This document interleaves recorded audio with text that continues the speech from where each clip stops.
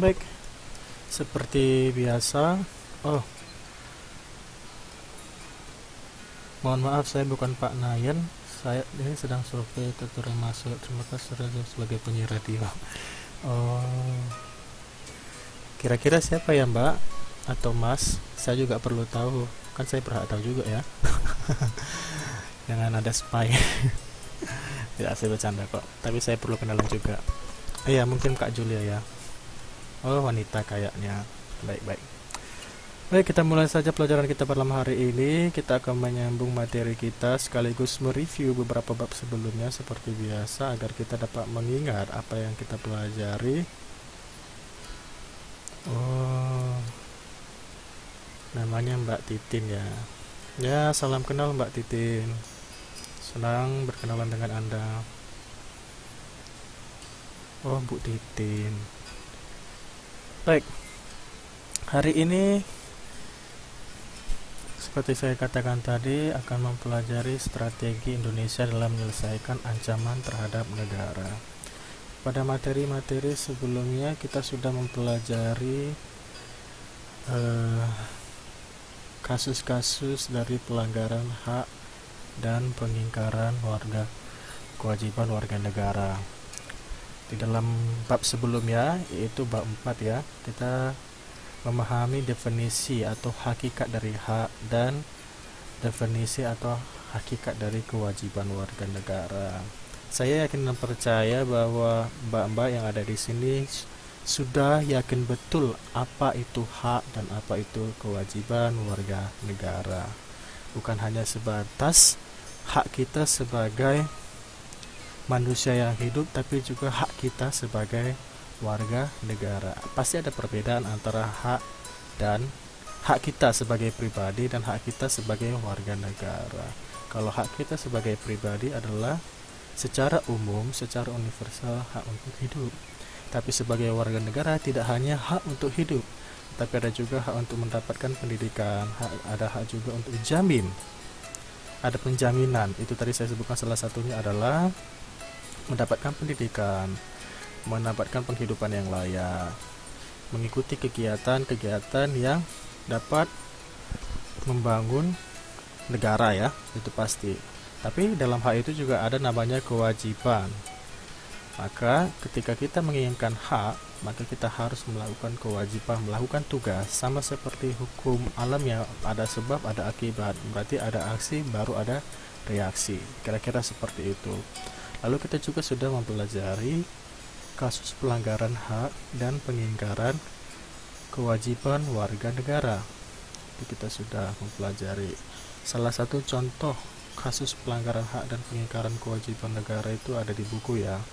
Tapi saya akan mengangkat salah satu contoh real, misalnya pada saat ini, beberapa hari yang lalu saya membaca beberapa artikel sekaligus melihat video YouTube bahwa Presiden Joko Widodo sedang membangun proyek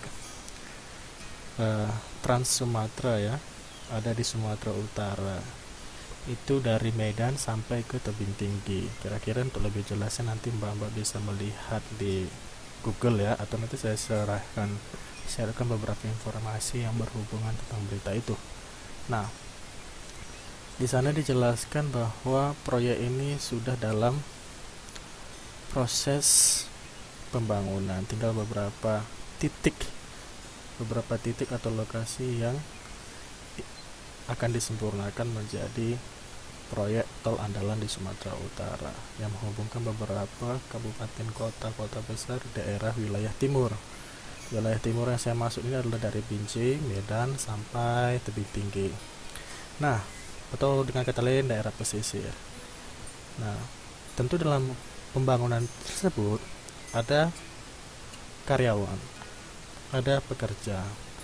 Kalau kita ambil contoh kasus pelanggaran hak dan pengingkaran kewajiban warga negara, adalah akan terjadi jika karyawan sudah melakukan tugasnya tetapi tidak mendapatkan salary atau gaji atau imbalan yang pantas. Itu termasuk pelanggaran hak. Kalau saya mengandaikan ya, itu sebagai sebuah contoh. Dan ada juga bisa seperti ini, pemerintah memberikan gaji, memberikan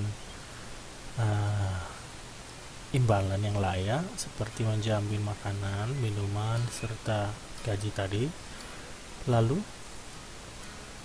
karyawannya tidak memberikan effort atau usaha yang diharapkan oleh program pemerintah tersebut dalam pembangunan jalan tol. Itu termasuk juga pengingkaran kewajiban warga negara. Jadi ada dua contohnya di sana. Satu dilanggar oleh pemerintah, satu dilanggar oleh warga negara. Maka dari itu perlu ditingkatkan yang namanya kesadaran. Perlu ditingkatkan yang namanya kesadaran antar dua oknum. Yang pertama pemerintah sekaligus juga warga negara. Lalu kita juga sudah mempelajari bagaimana upaya penanganan pelanggaran hak dan pengingkaran kewajiban warga negara ini. Maaf, upaya penanganan pelanggaran hak dan pengingkaran warga negara ini. Salah satunya tadi saya sudah sebutkan, meningkatkan kesadaran. Lalu yang kedua adalah mengambil komitmen atau konsisten. Mengambil niat untuk berkomitmen atau konsisten. Ketika kita sudah deal, ketika kita sudah menyepakati bahwa kita akan melakukan kewajiban dan pemerintah akan memberikan hak kita, maka terjadilah yang namanya kerjasama. Dalam mewujudkan kerja tersebut harus ada komitmen. Jadi selain kesadaran harus ada komitmen dan konsistensi. Ya, selamat malam Mbak Ika, selamat datang ya. Nah, itulah yang kita sudah pelajari Pak tentang kasus-kasus pelanggaran hak dan pengingkaran kewajiban warga negara. Lalu kita juga sudah mempelajari bagaimana peran Indonesia dalam hubungan internasional. Apa kaitan antara hak antara hak dan pengingkaran kewajiban warga negara? Itu kemarin sudah saya tanyakan pada episode pertemuan sebelumnya, dan beberapa mahasiswa juga sudah menjawab pertanyaannya. Jadi, kenapa kita harus mengambil peran dalam hubungan internasional? Ingat, sama seperti kita juga butuh namanya bersosialisasi dengan manusia-manusia atau oknum-oknum atau pribadi-pribadi yang lainnya. Kenapa? Karena manusia tidak bisa hidup sendiri. Sama juga halnya, selamat malam juga Mbak Reni. Ya, tidak apa-apa. Baik, sama juga halnya dengan negara. Di dunia ini bukan hanya ada negara Indonesia saja, tetapi ada banyak negara. Maka dari itu, Indonesia harus mengambil peran dalam hubungan internasionalnya. Dengan kata lain, mengambil peran dalam sosialisasinya atau berkawannya. Bagaimana pula hubungan internasional yang dibangun Indonesia? Kalau kita flashback kembali atau kita lihat kembali pada sejarahnya, Indonesia itu menggunakan azas negara yang bebas aktif, ya kan?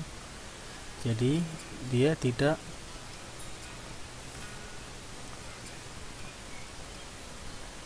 kenapa nih mahasiswanya keluar masuk ya? Jadi negara kita tidak menggunakan namanya kelompok-kelompok tertentu. Negara kita itu negara yang netral. Dia akan menjalin kerjasama dengan siapa saja selagi dalam hubungan atau kerjasama tersebut tidak mengakibatkan konflik dengan negara lain. Karena kalau kita ingat kembali bahwa ideologi bangsa kita salah satunya itu adalah menciptakan perdamaian atau ikut menciptakan perdamaian sehingga tidak adanya perpecahan atau peperangan atau konflik antar bangsa. Itulah pola hubungan internasional dibangun Indonesia. Lalu perjanjian internasional yang dilakukan Indonesia ada 3 tipe kan? Beberapa saja. Yang pertama itu adalah bilateral, yaitu hubungan satu negara dengan negara lain. Contohnya antara kita dengan negara Taiwan. Walaupun kita secara official atau secara resmi tidak mengakui Taiwan sebagai negara yang merdeka karena ada konflik antara Taiwan, Republik China dan Republik Rakyat China yang menggunakan asas hanya satu Cina, tidak ada dua Cina. Maka dari itu pemerintah tidak mengakui secara resmi. Namun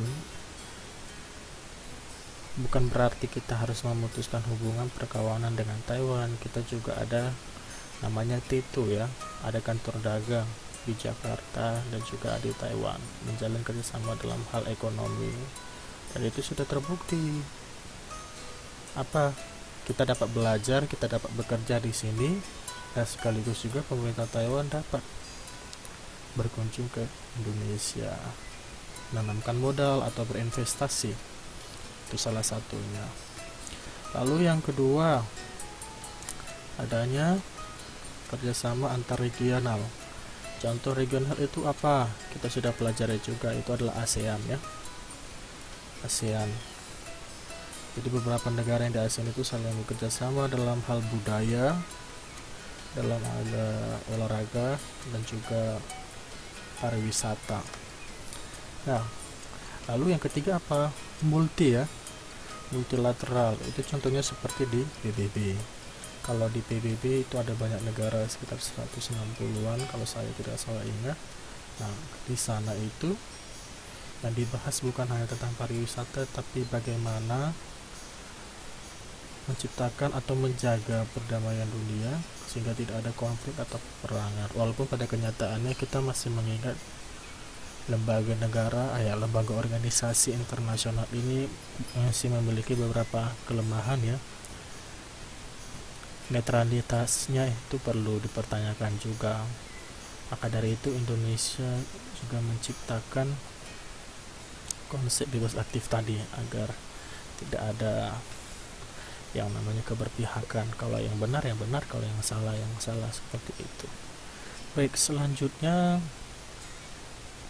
kita juga sudah mempelajari tentang kedudukan perwakilan diplomatik Indonesia setiap negara. Itu saya sudah dijelaskan ya. Contohnya kantor dagang Indonesia ya di Taiwan, atau juga kementerian luar negeri yang ada di beberapa negara seperti Indonesia, Malaysia. Jadi warga-warga negara Indonesia ada di Malaysia, jika ingin memperbaiki paspor, jika ingin mendapatkan perlindungan dan jaminan karena ada penyiksaan yang dilakukan oleh majikan atau perusahaan, maka dapat melapor ke sana, dan kedudukan kita ya harus dihormati. Dan begitu juga dengan kita sebagai warga negara, dan negara Indonesia juga harus menghormati kedudukan diplomatik atau orang-orang yang diutus oleh setiap negara ke negara kita, sehingga terciptalah kerjasama yang baik. Apa hubungannya dengan hak dan kewajiban tadi? Kalau Mbak perhatikan tadi, berarti kita sebelum dihargai orang, ya kita harus menghargai orang lain. Nah, itu kewajiban kita, maka kita akan mendapatkan haknya kita. Maaf. Baik, selanjutnya saya tadi ada baca berita sebelum belajar, persiapkan kelas tadi. Saya ada baca berita bahwa pemerintahan Malaysia dan pemerintahan Korea Utara sedang dalam musim yang kritis. Jika Mbak ada update berita untuk beberapa hari ini semenjak kasus dari saudara Presiden Korea Utara yang meninggal tersebut, hubungan antara Malaysia dan Korea Utara sedang kritis. Nah, pemerintahan Malaysia kalau saya tidak salah ingat tadi itu mengambil kebijakan untuk mengembalikan kementerian atau diplomat orang-orang Korea Utara ke Korea Utara. Dan sebagai balasannya pemerintah Korea Utara dengan tegas juga mengusir, tadi saya baca di internet, mengusir kedutaan ya kedutaan Malaysia yang ada di Korea Utara. Dan anehnya, ini tadi, sepertinya Korea Utara mengambil kebijakan yang salah. Mereka, menurut informasi yang tadi saya baca, mengambil kebijakan untuk melarang warga-warga Malaysia yang ada di Korea Utara untuk balik ke negaranya. Coba, dalam kesepakatan internasional tadi rupanya hal-hal yang berhubungan tentang kenegaraan tidak boleh berkaitan dengan warga negara yang tidak memiliki status di pemerintahan, selain tentara, politik, terus orang-orang yang berperan penting dalam kenegaraan. Artinya mereka harusnya tidak dilibatkan. Namun sepertinya pemerintahan Korea Utara sedang mengambil kebijakan yang kritis di luar dari perjanjian atau hukumnya atau norma yang berlaku di perjanjian antar dua negara seperti itu. Nah, maka dari itu sebentar ya. Maka dari itu peran dari Malaysia dan Korea Utara perlu dipertanyakan dalam hubungan internasional, terutama bukan Malaysia sebenarnya. Di sini yang perlu digarisbawahi itu adalah Korea Utara.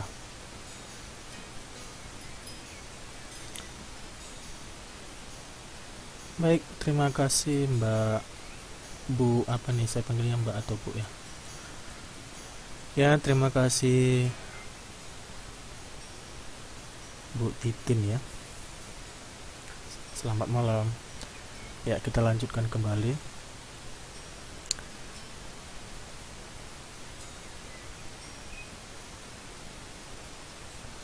Mbak Rini bilang banyak warga negara Indonesia yang ada di Indonesia juga nggak boleh balik ke negara asal kalau lebih dari 10 tahun tinggal. Maksudnya gimana ya Mbak?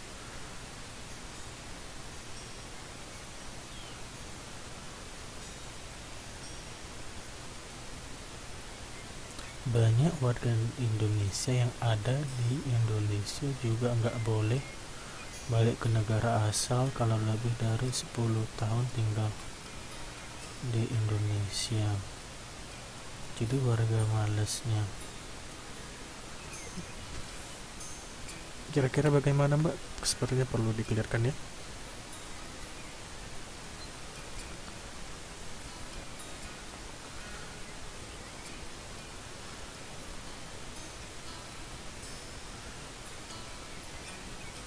Oh begitu. Iya iya, banyak warga negara Malaysia yang ada di Indonesia juga nggak boleh balik ke negara asal kalau lebih dari 10 tahun tinggal di Indonesia. Oh, warga Indonesia di Malaysia. Oh begitu. Iya Mbak, maksud saya dalam konteks ini adalah warga negara Malaysia yang mungkin sedang mengunjungi atau jalan-jalan atau liburan begitu, karena saya juga punya rencana ya jika Tuhan mengizinkan ya pergi ke Korea Utara juga, penasaran gitu kan, karena beberapa vlog yang saya lihat di YouTube kotanya bagus kok, rapih gitu ya, walau kita akui juga sebenarnya pemerintahnya tidaklah begitu fleksibel karena mereka menganut asas apa ya, doktrinasi ya, tidak demokrasi, jadi militan gitu ya Mbak. Tapi saya ke Korea Utara Mbak.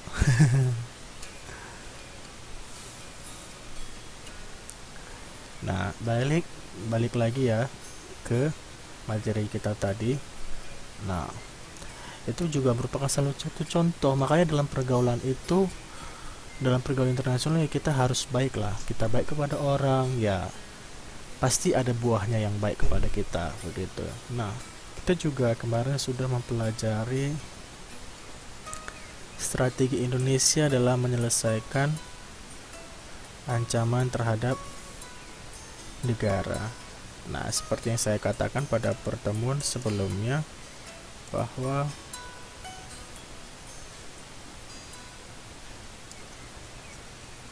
kita boleh bergaul, kita boleh berkawan, tapi kita juga harus bijak dalam pergaulan. Kan begitu toh? Kawankan saja, kawani saja, begitu dia. Tapi jangan lupa, kita juga punya pendirian, kita juga punya prinsip, kita juga punya integritas, kita tahu siapa kita, dan kita tahu apa yang akan kita lakukan, dan kita tahu apa yang akan kita dapatkan. Itu contoh sederhananya. Dalam konteks kenegaraan, kita harus memiliki namanya strategi. Kita harus memiliki namanya prinsip. Kita harus memiliki namanya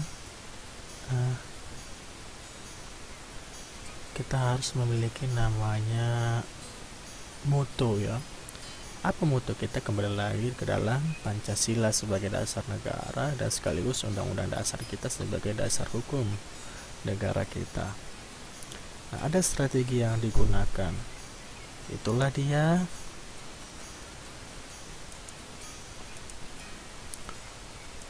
strategi militer. Ya kan? Strategi menghadapi ancaman militer. Sama halnya dalam pergaulan sehari-hari. Kita harus memiliki perlindungan. Kalau tidak kita bisa dipijak, atau kalau dianggap rendah, disemenah-menahkan. Kan begitu kan? Mbak-mbak yang ada di sini pasti seperti itu juga kan? Kalau kita tidak memiliki prinsip, ya kehidupan kita dia dijajah orang, kehidupan kita ya dikendalikan oleh orang lain. Makanya setiap manusia itu harus memiliki prinsip. Menghargai orang lain itu penting, tapi menghargai diri sendiri juga penting, gitu. Sehingga kita berharga di depan orang, begitu. Nah, Indonesia dalam konteks ini, jika dalam persahabatan yang terdapat konflik, maka Indonesia memiliki namanya tameng atau perisai untuk pertama menghindari, kedua menangkis, atau tiga menyerang untuk membela karena diserang. Pasal 30 ayat 2 itu menyatakan bahwa strategi pertahanan dan keamanan negara untuk mengatasi berbagai macam ancaman militer dilaksanakan dengan sistem pertahanan dan keamanan rakyat semesta, atau dengan kata lain Sishankamrata. Itu dia. Lalu selanjutnya, dalam sistem ini, pertahanan dan keamanan rakyat semesta pada hakikatnya merupakan segala upaya menjaga pertahanan dan keamanan negara yang seluruh rakyat digarisbawahi ya Mbak, dan segenap sumber daya nasional, sarana dan prasarana nasional serta seluruh wilayah negara merupakan satu kesatuan pertahanan yang utuh dan menyeluruh. In other words, penyelenggaraan Sishankamrata didasarkan pada kesadaran hak dan kewajiban. Balik lagi kan ke materi kita, hak dan kewajiban, serta keyakinan akan kekuatan sendiri. Perhatikan, sendiri, prinsip kembali nih, untuk mempertahankan kelangsungan hidup bangsa dan negara Indonesia yang merdeka, bersatu, berdaulat, adil dan makmur. Nah, berarti itu penting gitu. Sistem pertahanan dan keamanan negara yang bersifat semesta berciri-cirikan aspek-aspek kerakyatan yang berorientasi pada pertahanan dan keamanan negara yang diabdikan oleh untuk kepentingan seluruh rakyat. Lalu selanjutnya kesemestaan. yang seluruh sumber daya nasional didaya gunakan bagi upaya pertahanan. Selanjutnya, kewilayahan, yaitu gelar kekuatan pertahanan dilaksanakan secara menebar di seluruh wilayah negara kesatuan Republik Indonesia sesuai dengan kondisi geografis sebagai negara kepulauan. Itu dia. Nah, contohnya sudah kita bahas kemarin ya. Pesawat Singapura memasuki wilayah Indonesia tanpa izin. Ini sering nih terjadi nih. Ini kalau mbak-mbak ada baca berita, update, ada masalah paling krusial. Bukan hanya satu atau dua negara yang sedang mempermasalahkan ini. Ada sekitar 4 negara yang sedang mempermasalahkan suatu wilayah. Ayo kira-kira apa itu mbak? Dia ada di Asia Tenggara. Saya juga ingin memastikan bahwa mbak-mbak yang di sini ada di kelas ya.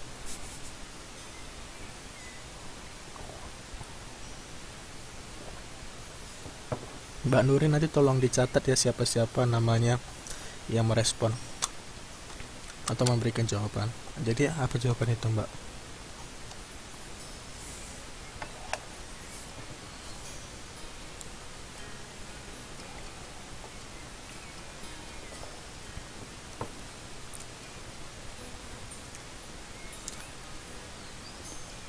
Ya, terima kasih Mbak Widya. Namun dalam konteks pertanyaan saya tadi, ini terjadi di Asia Tenggara. Ada permasalahan ya, tentang wilayah juga gitu. Kasus apakah itu? Kasus apakah itu?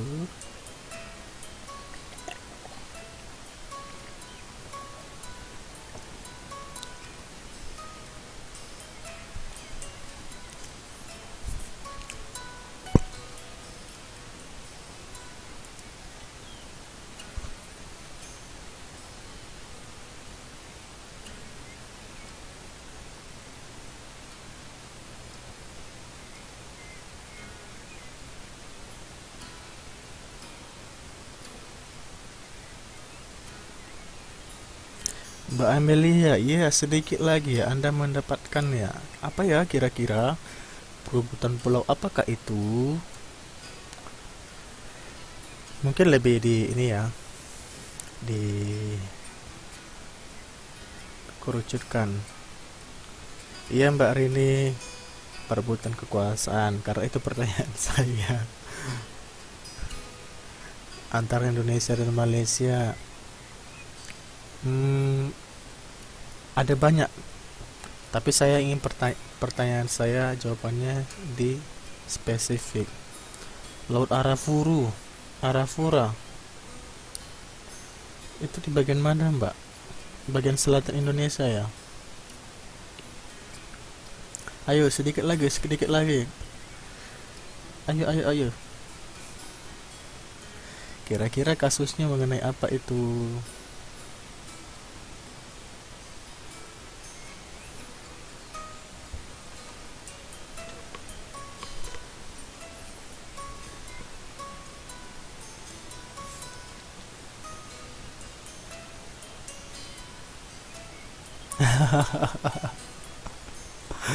Lagi cari di Google ya Mbak.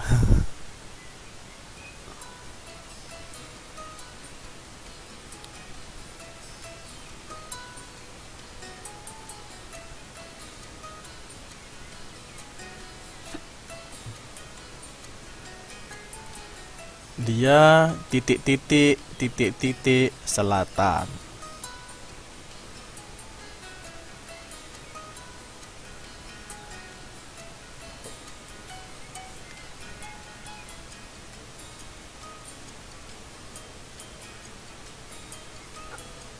Udah.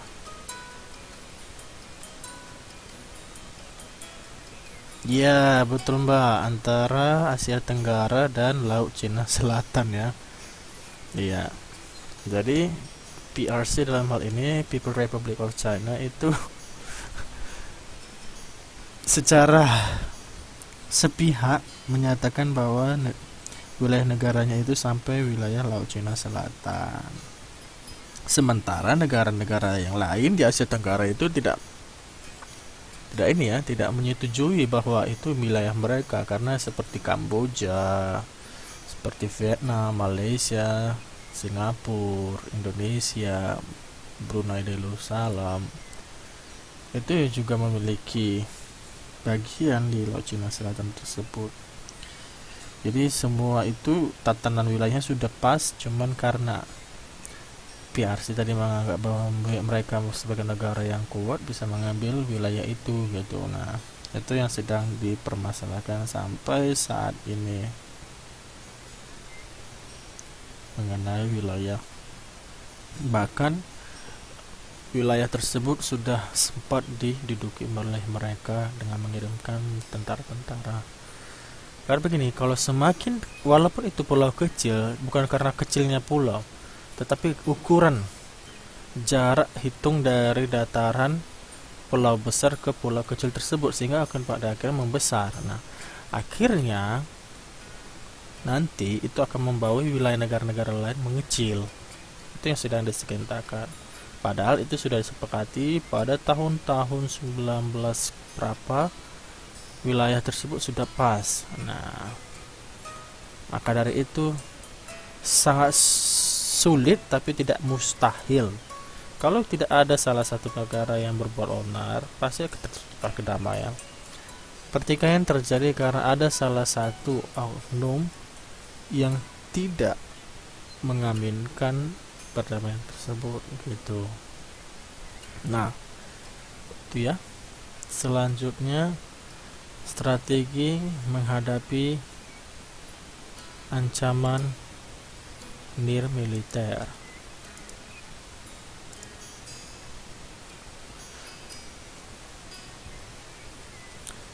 Ya.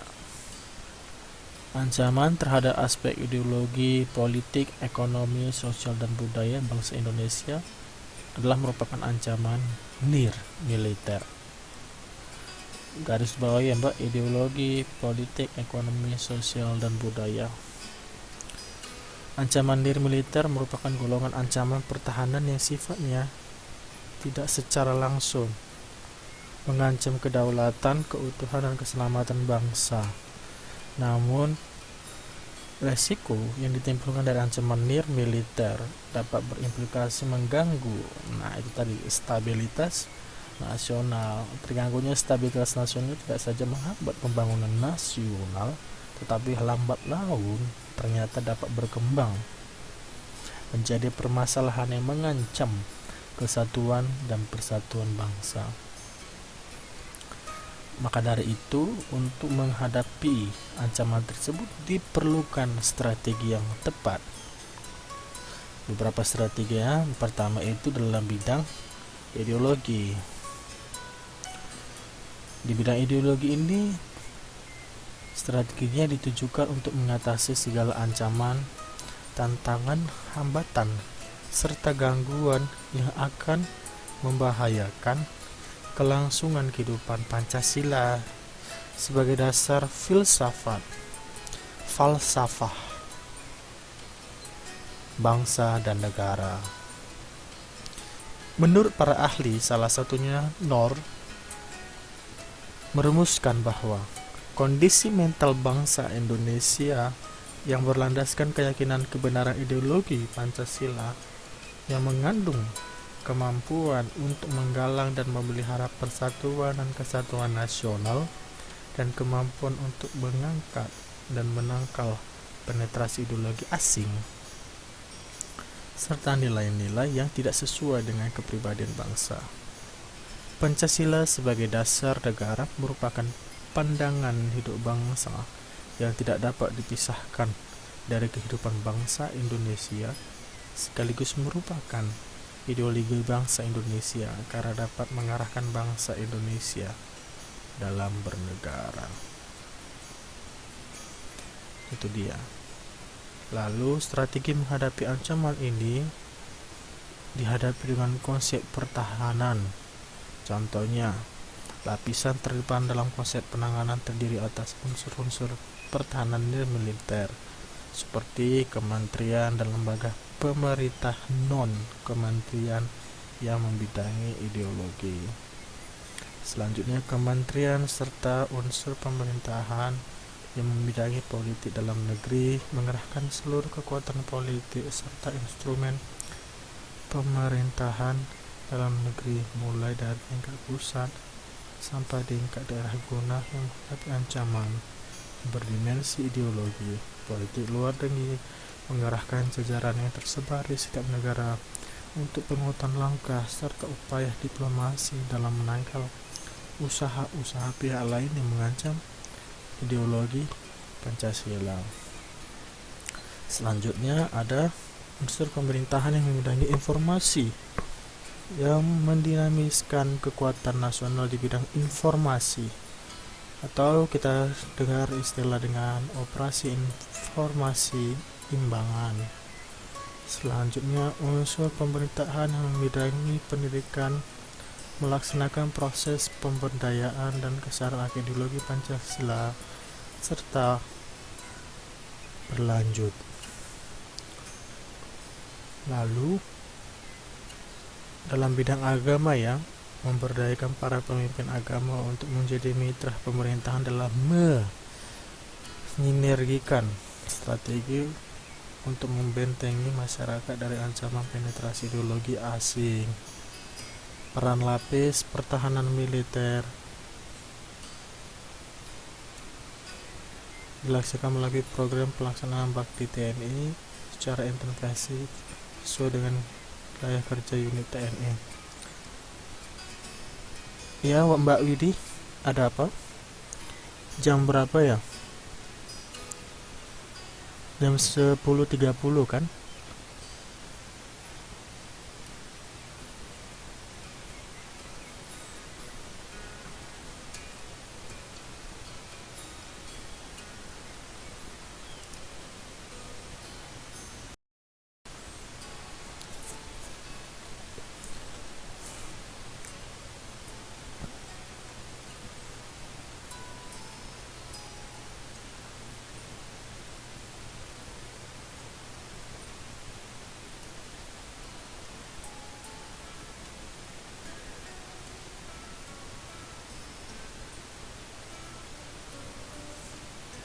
Iya Mbak, ya.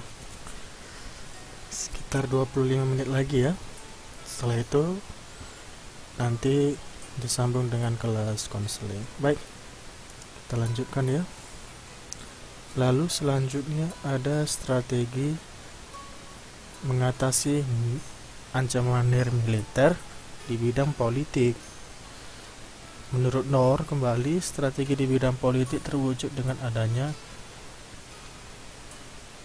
kehidupan bangsa yang berlandaskan demokrasi Pancasila yang telah mampu memelihara stabilitas politik yang sehat dan dinamis serta mampu melaksanakan politik luar negeri yang bebas aktif. Nah, seperti yang saya katakan tadi, prinsip Indonesia itu menggunakan prinsip bebas aktif. Jadi tidak ada batasan, mau dia ke bagian timur bersahabat, mau dia ke bagian barat, tidak ada namanya dua kutub.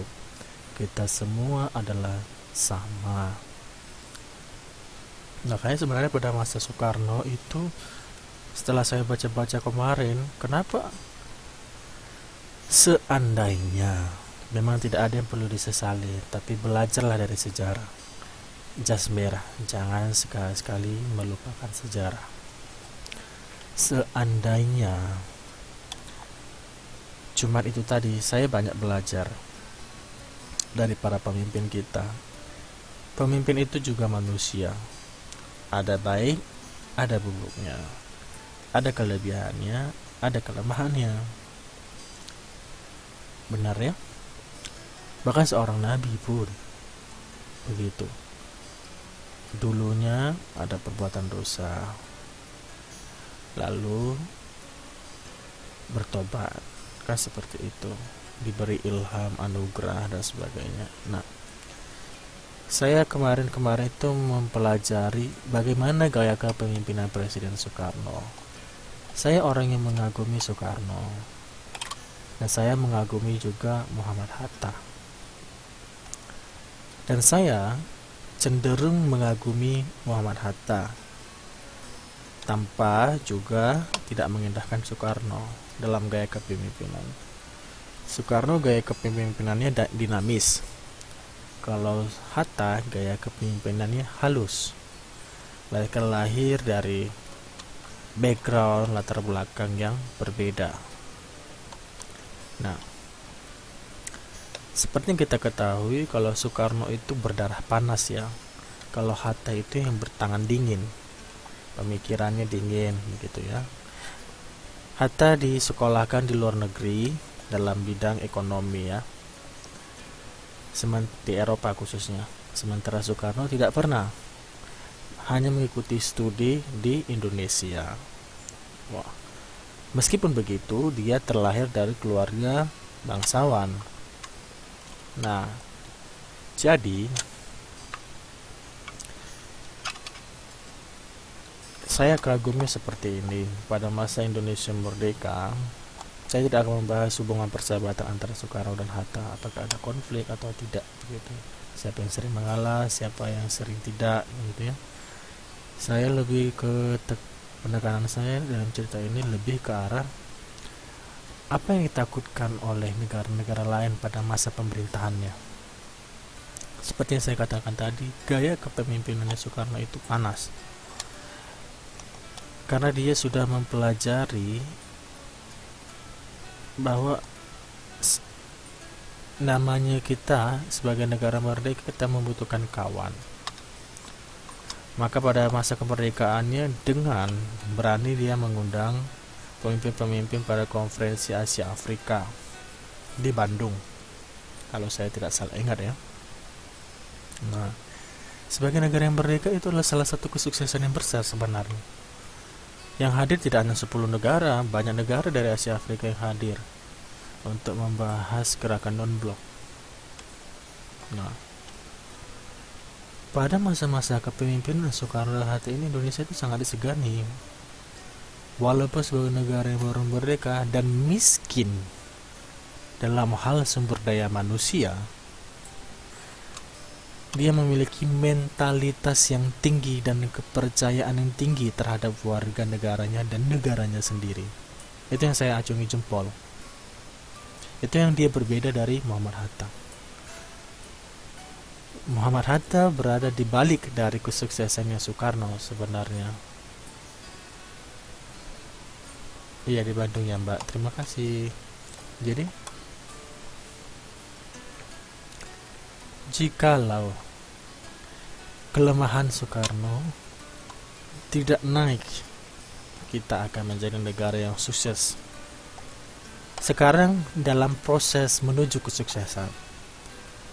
Tapi jikalau ia tidak memiliki kelemahan dengan kekuasaan, pasti kita menjadi negara yang sukses pada saat ini. Itu salah satu kelemahan yang dimiliki oleh Soekarno, yang selama ini ternyata berdasarkan sejarah berusaha ditutupi oleh Muhammad Hatta. Ingat ya, tadi perbedaannya ada. Muhammad Hatta studi atau belajar di luar negeri, jadi dia sudah memahami atau sudah merasakan hidup di luar negeri, sementara Soekarno tidak seperti itu. Jadi ketika dia menjadi presiden, tentunya dia akan melakukan kunjungan ke luar negeri ya, tahulah kan. Sementara kan tidak hanya satu negara yang mengobservasi negara kita, banyak negara, karena mereka masih melihat ini menjadi sasaran yang empuk pada saat itu.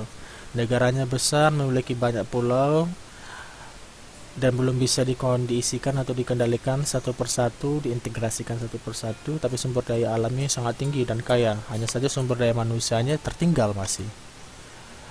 Nah, itulah salah satu kelemahan dari Soekarno pada saat itu. Ini berkaitan dengan bidang politik ya tadi ancamannya. Masih konteksnya sesuai. Nah, jadi kalau kita ingat sejarah, dia menyatakan dirinya sebagai presiden seumur hidup. Betul ya?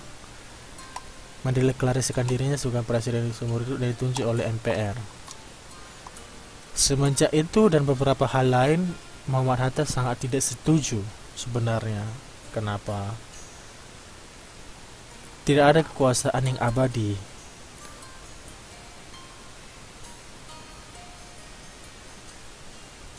Tidak ada kekuasaan yang abadi, tidak ada yang namanya presiden seumur hidup. Kita kan menggunakan asas pemerintahan demokratis. Namun pada akhirnya kita menggunakan asas pemerintahan yang diktatoris. Jadi itu tadi, tidak adanya sinergi atau proses regenerasi yang baik, sehingga terciptalah yang namanya PKI tadi, terciptalah dualisme kekuasaan tadi. Banyak yang mengatakan strategi politik yang digunakan Soekarno sedikit lebih garang ya, karena hampir tidak semua observator dapat memastikan bahwa dia bagian PKI atau tidak. Ada yang menyatakan dia bagian PKI, tapi ada juga mengatakan dia tidak menggunakan PKI, begitu. Jadi terlepas dari itu, saya mengatakan seperti ini. Karena tidak adanya proses regenerasi yang baik antara pemerintahan lama dengan pemerintahan baru, timbullah pemerintahan baru yang diangkat secara mendadak, itulah Orde Baru pada masa Soeharto, dan memberhanguskan setiap program-program yang berkaitan tentang Soekarno. Nah, kan tadi saya bilang di awal, manusia itu ada yang baiknya, ada yang buruknya. Kita juga pernah dengar nasihat, ambil baiknya, buang buruknya. Nah, kesalahan terbesar pada saat itu, proses transisi pemerintahan antara Soekarno dan Soeharto adalah komunikasi yang tidak baik di antara dua pemimpin, dan adanya memang kerjasama yang tidak baik antara, pada saat itu MPR itu sudah tidak bersih gitu, karena banyak partai yang ada di dalamnya, ada kepentingan partai itu diutamakan. Jadi kita sebenarnya belum siap pada saat itu gitu. Nah, makanya awalnya kan pemerintah Indonesia itu kan menggunakan asas bebas aktif itu ya, menggunakan perkawinan dengan siapa saja. Nah, kalau kita menggunakan sejarah internasionalnya, ada dua blok barat dan blok timur. Indonesia ini mengawani dua blok sebenarnya pada masa Soekarno. Dia mengawani blok barat, yaitu Amerika Serikat, Eropa dan sebagainya, sebagai negara-negara penjajah, dan sekaligus negara-negara sosialis, yaitu negara-negara seperti Cina, Rusia. Pada saat itu kita nggak kenal Rusia, yang Uni Soviet. Nah, pada saat itu cuman memang dalam persahabatannya Soekarno menunjukkan dirinya lebih dekat kepada negara-negara yang sosialis, negara-negara Uni Soviet, daripada negara-negara dari United States atau Eropa, karena dia selalu melihat negara-negara tersebut sebagai negara-negara yang menjajah, yang suka membodoh-bodohi, yang suka, ya istilahnya suka berada di atas, tidak ingin menjadi pemimpin yang diikuti, tapi menjadi pemimpin yang diktatoris, seperti itu. Nah, kesempatan-kesempatan ini digunakan oleh negara-negara barat untuk menjajah Indonesia dengan membangkitkan isu-isu tentang PKI tadi, seperti itu. Ini berdasarkan informasi ya. Jadi terjadilah pertikaian, pembunuhan, masuklah bangsa-bangsa asing tadi, ikut campur tentang negara kita, terciptalah konflik dalam bidang politik yang hampir mengancam persatuan Indonesia. Contoh, timbullah gerakan-gerakan untuk memerdekakan diri berdasarkan agama, berdasarkan wilayah, dan berdasarkan suku.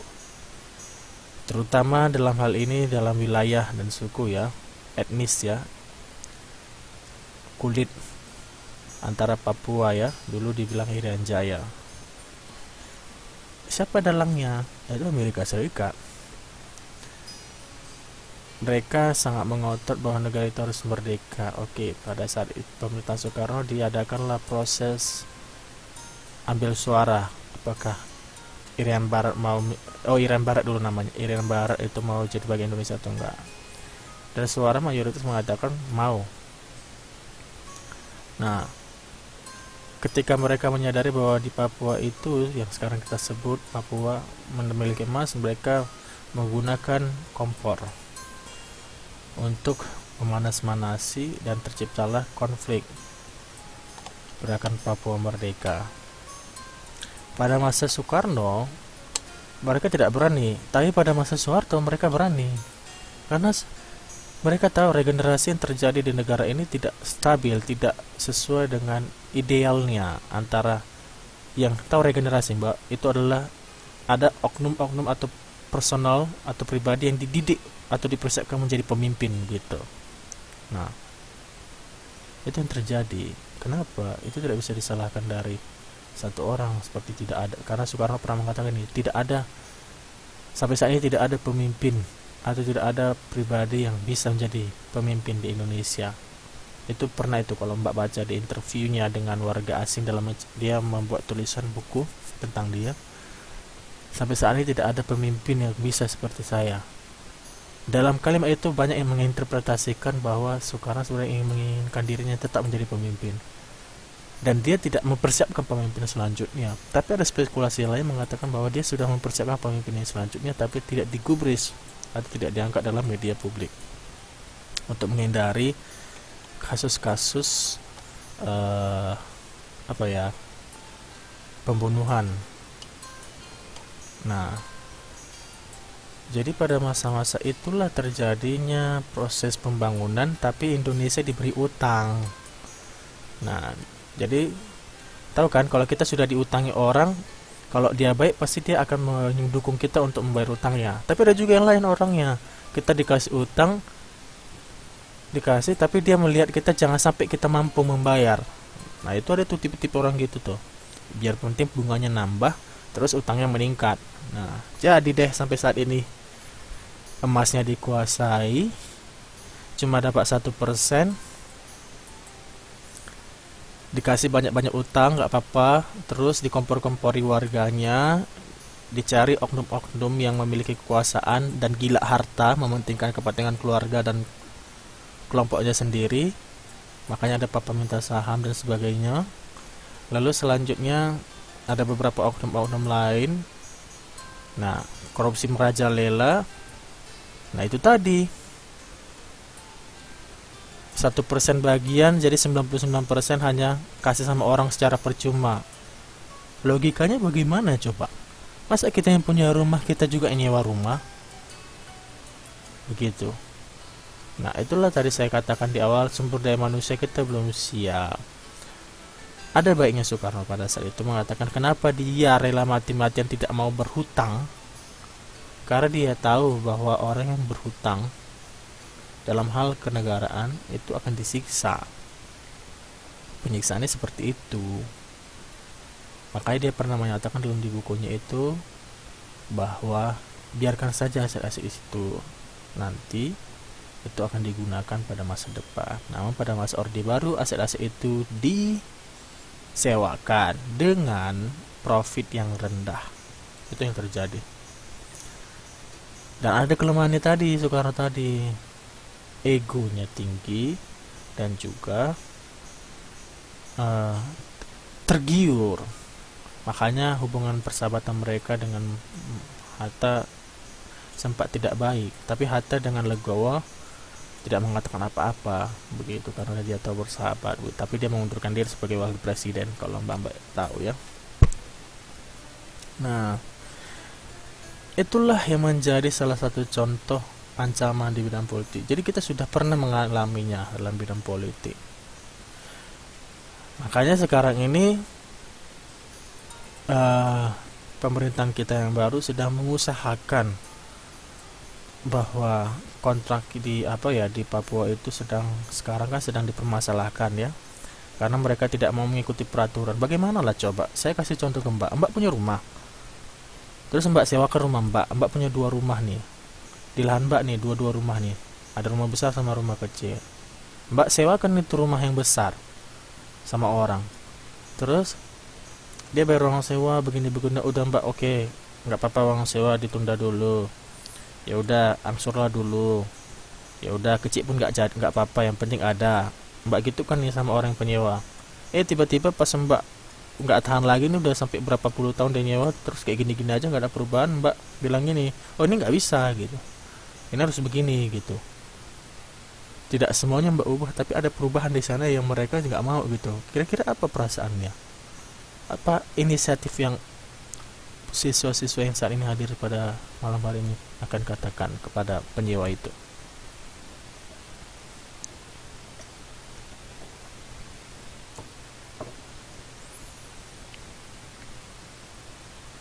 Nyesek, tambah Reni nyesek, ya kan? Ya dengan kata lain ya kita dibodoh-bodohi sama penyewa kan.